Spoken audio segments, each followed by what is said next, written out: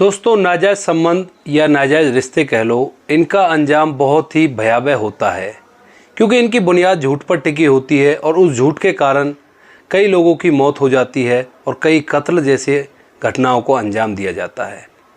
आज की घटना में भी कुछ ऐसा ही होता है। एक लड़का जो अपनी पत्नी के होने के बावजूद भी टिंडर पर एक दूसरी लड़की से प्यार भरी बातें करने लगता है और इसका अंजाम बहुत ही खतरनाक उसे भुगतना पड़ता है। आखिर क्या हुआ था पूरी घटना में, पूरी सच्चाई जानने के लिए वीडियो को अंत तक जरूर देखें। नमस्कार दोस्तों, मेरा नाम है जीतू सौरव। आप लोग देख रहे हो ब्रेन डिमांड चैनल। वीडियो को ज़्यादा से ज़्यादा शेयर करें और पेज को फॉलो करना ना भूलें। आज की ये जो घटना है ये निकल कर आ रही है जयपुर से। जयपुर के अंदर एक दुष्यंत शर्मा नाम का लड़का रहा करता है, जिसके घर में उसके पिता हैं। माता की कुछ दिन पहले मौत हो चुकी है। उसकी एक पत्नी है और एक लड़का है 2-2.5 साल का। परिवार हंसी खुशी जयपुर के अंदर रहा करता है। जो दुष्यंत है वो एक माइनिंग कंपनी में मैनेजर की पोस्ट पर काम किया करता है। उसकी जितनी सैलरी आती है उससे घर का खर्च आसानी से चल जाता है। अभी दिन आता है 2 मई 2018 का। 2 मई 2018 को सुबह सुबह दुष्यंत अपने पिता की गाड़ी लेकर जॉब पर जाता है। अक्सर वो ऐसा कई बार कर देता था, अपने पिता की गाड़ी लेकर जॉब पर जाया करता था जब उसे वैसा कोई काम होता था बाज़ार का। तो इसी तरह से आज भी वो अपने पिता की गाड़ी लेकर जॉब पर गया था। अब जैसे ही उसके आने का समय होता है तो निश्चित समय पर वो घर नहीं लौटता है। उसके थोड़ी देर बाद उसके पिता सोचते हैं कि चलो थोड़ा बहुत कोई काम हो गया होगा, तो इधर उधर कोई दोस्तों के साथ बैठ गया होगा, थोड़ी बहुत देर लग गई है। लेकिन काफ़ी देर हो जाती है, दुष्यंत अपने घर नहीं आता है। तभी उसका पिता अपने बेटे के पास फ़ोन करता है कि बेटा तुम कहाँ हो।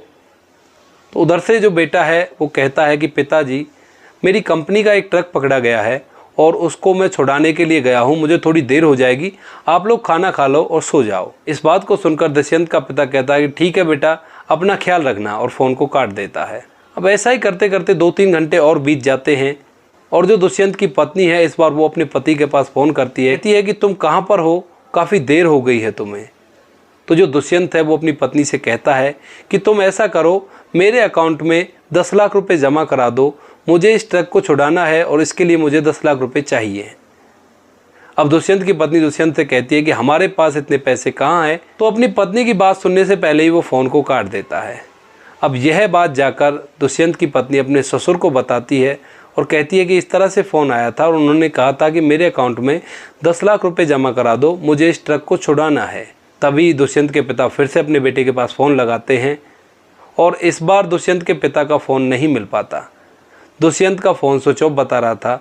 तो दुष्यंत का पिता सोचता है कि शायद फ़ोन की बैटरी डाउन हो गई होगी, इस वजह से नहीं मिल रहा है, थोड़ी देर में चार्ज कर कर वो अपने आप फ़ोन कर लेगा। उसके बाद 2-3 घंटे हो जाते हैं, उसके बाद भी दुष्यंत का कोई फ़ोन नहीं आता। तो दुष्यंत के पिता को चिंता होने लगती है। वो इधर उधर फ़ोन करता है, जहाँ पर उसके होने की संभावनाएँ थी सभी जगह पर देखा जाता है, लेकिन दुष्यंत का कोई अता पता नहीं होता। अब दुष्यंत का पिता परेशान है और इसी परेशानी में सुबह हो जाती है। सुबह के लगभग 8-9 बजे फिर से दुष्यंत का फ़ोन आता है दुष्यंत के पिता के फ़ोन पर, और उधर से दुष्यंत इस बार अपने पिता से कहता है कि पिताजी, जल्द से जल्द मेरे अकाउंट के अंदर 10 लाख रुपए जमा करा दो, वरना ये लोग मुझे जान से मार देंगे। अब दुष्यंत का पिता अपने बेटे से कहता है कि बेटा आखिर तुम हो कहाँ और कौन लोग हैं जो तुम्हें जान से मार देंगे, और मेरे पास तो 10 लाख रुपए हैं भी नहीं, ले देकर 3 लाख रुपए मेरे अकाउंट में पड़े हैं, तुम कहो तो मैं उनको तुम्हारे अकाउंट में डाल दूँ।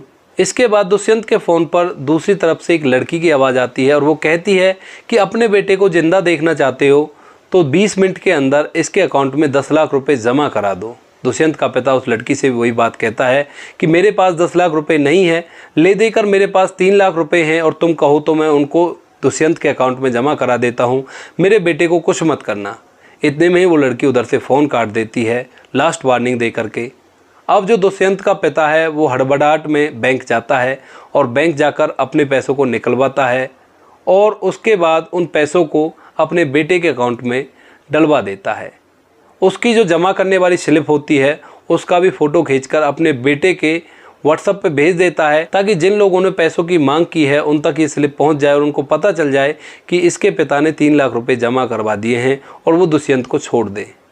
अब उसके बाद दुष्यंत का पिता उस फ़ोन पर दोबारा से फ़ोन करता है, लेकिन फ़ोन कोई रिसीव नहीं करता, फ़ोन बजता रहता है। अब इस बात को देखकर दुष्यंत का पिता काफ़ी ज़्यादा परेशान है, हैरान है। वो पुलिस स्टेशन जाता है और पुलिस में रिपोर्ट दर्ज कराता है कि इस तरह से मेरे बेटे के फ़ोन आया था मेरे पास और 10 लाख रुपयों की मांग की गई थी, वरना कहा गया था कि तुम्हारे बेटे को मार देंगे। उसमें 20 मिनट का टाइम दिया गया था और मुझे 2-3 घंटे हो गए उन पैसों को उसके अकाउंट में जमा करवाने में, लेकिन अभी तक कोई फ़ोन रिसीव नहीं कर रहा है और ना ही उधर से कोई फ़ोन आया है और ना ही मेरा बेटा घर आया है। अब इसके बाद पुलिस वाले दुष्यंत के पिता को घर भेज देते हैं कि शायद थोड़ी बहुत देर में आपका बेटा वापस आ जाएगा जब आपने पैसे करा दिए हैं तो। अब इसके बाद धीरे धीरे इसी तरह से शाम हो जाती है और शाम को तकरीबन 6 बजे दुष्यंत के पिता पर एक फ़ोन आता है जो कि पुलिस स्टेशन से था और दुष्यंत के पिता को एक हॉस्पिटल के अंदर बुलाया गया था। यह बात दुष्यंत की पत्नी भी सुनती है तो दुष्यंत के पिता के साथ दुष्यंत की पत्नी भी उनके साथ उस हॉस्पिटल में जाती है। वहां जाकर उनको एक डेड बॉडी दिखाई जाती है, उसका सामान था वो दिखाया जाता है और उस चीज़ को देखने के बाद दुष्यंत के पिता ज़ोर ज़ोर से रोने लगते हैं। इसका कारण यह था दोस्तों, दुष्यंत के पिता के 3 बेटे थे, एक की मौत बचपन में ही हो चुकी थी और दूसरा वाला कुछ दिनों पहले किसी कारण से मारा गया था। अब ये तीसरा बेटा बचा था और तीसरे बेटे की भी यहाँ पर उसके सामने डेड बॉडी पड़ी हुई थी। अब दोस्तों दुष्यंत का पिता और उसकी पत्नी फूट फूट कर रोते हैं। पुलिस वाले उनको सांत्वना देते हैं, उनको शांति से बैठाते हैं, पानी पिलाते हैं और उसके बाद पूरी की पूरी कहानी उनसे पूछते हैं। दुष्यंत के पिता पूरी की पूरी घटनाक्रम को उनको बताते हैं कि भाई इस तरह से ड्यूटी पर गया था, मेरी गाड़ी लेकर गया था, उसके बाद फ़ोन आया, उसने कहा कि ट्रक को छुड़ाना है। दोबारा से उसकी पत्नी ने जब फ़ोन किया तो 10 लाख रुपयों की मांग की कि मुझे ट्रक को छुड़ाना है। दूसरे दिन सुबह सुबह फ़ोन आया और कहा कि 10 लाख रुपए दे दो वरना हम इसको जान से मार देंगे।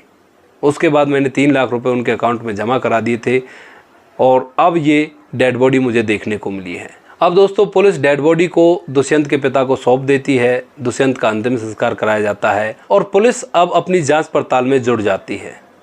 उनके पास एक क्लू था जो कि दुष्यंत का फ़ोन था, तो उसकी लोकेशन ट्रेस की जाती है, उससे खंगाला जाता है कि आखिर ये फ़ोन की लास्ट लोकेशन कहाँ बोली है। तो पुलिस वालों को पता चलता है इस फ़ोन की लास्ट लोकेशन जयपुर के रेलवे स्टेशन पर बोली है। पुलिस वहाँ पर जाती है तो वहाँ पर जैसा दुष्यंत के पिता ने बताया था अल्टो कार खड़ी हुई थी, उसी कलर की जिस कलर की दुष्यंत के पिता ने बताई थी, लेकिन उस कार का नंबर अलग है। तो पुलिस उस कार के पास जाती है तो देखती है कि कार के अंदर 3 लोग हैं, एक लड़की है और 2 लड़के उस कार के अंदर बैठे हुए हैं। जो लड़का ड्राइविंग सीट पर बैठा था पुलिस उससे जाकर गाड़ी के पेपर मांगती है। अब पुलिस जैसे ही पेपर मांगती है तो जो ड्राइविंग सीट पर लड़का बैठा हुआ था वो थोड़ा सा हड़बड़ा जाता है। अब पुलिस इस बात को भांप लेती है और उन तीनों को अपने साथ लेकर पुलिस स्टेशन ले आती है। वहाँ पर आकर उनकी अच्छी तरह से खातिरदारी की जाती है और पूरे मामले को पूछा जाता है। अब यहाँ पर जो लड़की होती है वो तोते की तरह बोलने लगती है। वो बताती है कि मेरा नाम प्रिया सेठ है, मैं मुंबई में रहा करती थी और मैं इसी तरह से लोगों के साथ फ्रॉड किया करती थी। फ्रॉड के 1-2 केस उसके नाम पहले भी दर्ज थे। तो वह बताती है कि मैं मुंबई में रहती थी और मेरी मुलाकात टिंडर पर दीक्षांत से होती है। दीक्षांत जो कि मॉडलिंग किया करता था, हम दोनों में बातें होने लगती हैं और बातें कब प्यार में बदल जाती हैं हमें पता नहीं चलता। हम दोनों को एक दूसरे से प्यार होता है, हमारा दोनों का मिलना जुलना लगा रहता है। अब इसके बाद जो दीक्षांत है वो प्रिया के साथ कुछ ज़्यादा ही टाइम बिताने लगा, अपने काम पर ध्यान नहीं देता है। यहाँ पर प्रिया के भी काफ़ी ज़्यादा खर्चे थे, तो उन खर्चों के चक्कर में दीक्षांत पर मोटा कर्जा हो जाता है। लगभग 20 लाख रुपए का कर्जा बताया गया था। अब इस कर्जे को लेकर दीक्षांत और प्रिया दोनों मुंबई से भागकर जयपुर आ जाते हैं। यहाँ पर एक किराए का कमरा लेते हैं और जो दीक्षांत है उस कर्जे को लेकर काफ़ी ज़्यादा परेशान है, क्योंकि वो मॉडलिंग किया करता था और उसने एक यूट्यूब चैनल भी अपना स्टार्ट किया था। अब उसका पूरा काम बंद हो गया था, वो यूट्यूब पर भी वीडियो नहीं डालता था ताकि उसकी लोकेशन किसी को पता ना चल जाए और वह काफ़ी ज़्यादा परेशान रहने लगता है। प्रिया जो कि उससे प्यार किया करती थी वो कहती है कि तुम टेंशन मत लो, कुछ ना कुछ जुगाड़ करेंगे। ठगी का काम वो पहले से किया करती थी, तो वो टेंडर पर जाती है और वहाँ पर एक अमीर लड़का ढूंढती है। वो दीक्षांत से कहती है कि मैं किसी अमीर लड़के को फंसाएंगे और उसे किडनैप करके उससे फिरौती में पैसे मांगेंगे, तुम्हारा कर्जा भी पड़ जाएगा और आगे का काम भी अच्छी तरह से चल जाएगा। तो प्रिया टेंडर पर जाती है, टेंडर पर सर्च करने लगती है तो उसे वहाँ पर एक लड़का मिलता है जिसका नाम होता है विवान कोहली। विवान कोहली से वह बातें करती है और विवान कोहली भी उससे बातें करता है। विवान कोहली अपने बारे में बताता है कि वो बहुत ही ज़्यादा पैसे वाला है और इधर जो प्रिया है वो उससे कहती है कि पहली ही नज़र में मुझे तुम्हें देखकर तुमसे प्यार हो गया। उसके बाद दोनों मिलने लगते हैं, कई बार उनकी मुलाकातें होती हैं और अब मुलाकातें कुछ ज़्यादा ही बढ़ने लगती हैं। तभी टाइम आता है 2 मई का। 2 मई को प्रिया विवान कोहली को बुलाती है रेस्टोरेंट में मिलने के लिए कॉफ़ी पर। विवान कोहली वहाँ पर अपनी गाड़ी में आता है और वो पूरा दिखाता है कि भाई हाँ, मैं अमीर आदमी हूँ, मेरे पास पैसों की कोई कमी नहीं है, बहुत सारी प्रॉपर्टी है और कैसी भी कोई दिक्कत यहाँ पे उसको नहीं है। अब दोस्तों प्रिया जो होती है वो विवान से कहती है कि चलो मिलना तो कई बार हो चुका है, अब घर चलते हैं, कुछ और इस रिश्ते को आगे बढ़ाया जाए। अब प्रिया और विवान कोहली की कार में बैठकर अपने घर के लिए चल देते हैं, यानी कि प्रिया के घर के लिए चल देते हैं, जो कि जयपुर में उसने किराए पर लिया हुआ था। वो घर पर पहुंचते हैं तो वहां पर जाकर विवान कोहली देखता है कि उस घर के अंदर 2 लड़के और हैं। 2 लड़के कौन कौन? एक तो दीक्षांश और दूसरा लक्ष्य। लक्ष्य जो कि दीक्षांश का दोस्त था, उसको भी इस कृत्य में शामिल करने के लिए उन्होंने बुलाया हुआ था। अब जैसे ही वो उस घर के अंदर पहुंचता है तो वो दोनों लड़के उसको पकड़कर एक चेयर से बांध देते हैं। बांधने के बाद उसका पर्स निकाला जाता है। पर्स के अंदर आईडी देखी जाती है तो आईडी में उसका नाम होता है दुष्यंत शर्मा और जो फ़ोटो था वो विवान कोहली का था। तो इसको देखने के बाद प्रिया कहती है कि आखिर ये माजरा क्या है, पूरा माजरा मुझे समझाओ। अब जो विवान कोहली है वो अपनी असलियत बताता है। वो कहता है कि मेरा नाम दुष्यंत शर्मा है और ना ही मेरे पास कोई ख़ास पैसे हैं। मैं एक माइनिंग कंपनी में मैनेजर की जॉब करता हूं और जो भी पैसे आते हैं उनसे मेरे घर का खर्च आसानी से चल जाता है और मैंने तुमसे झूठ बोला था कि मैं पैसे वाला हूं तुम्हें इम्प्रेस करने के लिए। अब इस बात को सुनने के बाद प्रिया सेठी का दिमाग सटक जाता है और वो उस पर काफ़ी गुस्सा होती है। तभी उसी मौके पर दुष्यंत का फ़ोन बजता है और दूसरी तरफ से उसके पिता थे जो उससे बात करते हैं। वो उससे कहते हैं कि बेटा तुम कहाँ हो, काफ़ी देर हो चुकी है, घर कब आओगे? तो दुष्यंत उनसे कहता है कि मैं कंपनी का एक ट्रक है जिसको पकड़ लिया गया है, उसको छुड़ाने के लिए आया हूँ कंपनी के काम से, तो मुझे थोड़ा टाइम लग जाएगा, तुम लोग खाना खा लो और सो जाओ। क्योंकि अभी तक दुष्यंत को लग रहा था ये केवल एक मजाक है जो ये प्रिया मेरे साथ कर रही है, इससे आगे ऐसा कुछ भी नहीं होगा। अब दोस्तों इसके बाद दुष्यंत को टॉर्चर किया जाता है, मारा पीटा जाता है, तो उसकी समझ में आने लगता है कि भाई ये माजरा कुछ और ही है और ये लोग कातिल भी हैं, ये मुझे मार भी सकते हैं। ऐसा ही करके 2-3 घंटे बीत जाते हैं। अब दुष्यंत के फ़ोन पर एक और फ़ोन आता है जो कि उसकी पत्नी का था और जैसे ही प्रिया को पता चलता है कि इसकी वाइफ का फ़ोन है तो दुष्यंत को मार पीट कर उससे कहती है कि 10 लाख रुपए की डिमांड कर वरना हम तुम्हें जान से मार देंगे। अब दुष्यंत फ़ोन उठाता है और अपनी पत्नी से कहता है कि मुझे 10 लाख रुपए की ज़रूरत है, जिस ट्रक को मैं छुड़वाने के लिए आया था उसको छुड़वाने के लिए 10 लाख रुपए चाहिए होंगे। अब इसके बाद दोस्तों पत्नी भी कहती है कि हमारे पास इतने पैसे कहाँ हैं, हम कहाँ से पैसे करेंगे 10 लाख रुपए, वो भी इतनी रात में। इसके बाद फ़ोन कट जाता है और दुष्यंत को यहाँ पर बराबर टॉर्चर किया जा रहा था। पूरी रात भर उसे टॉर्चर किया जाता है और सुबह हो जाती है। अगला दिन था 3 मई 2018।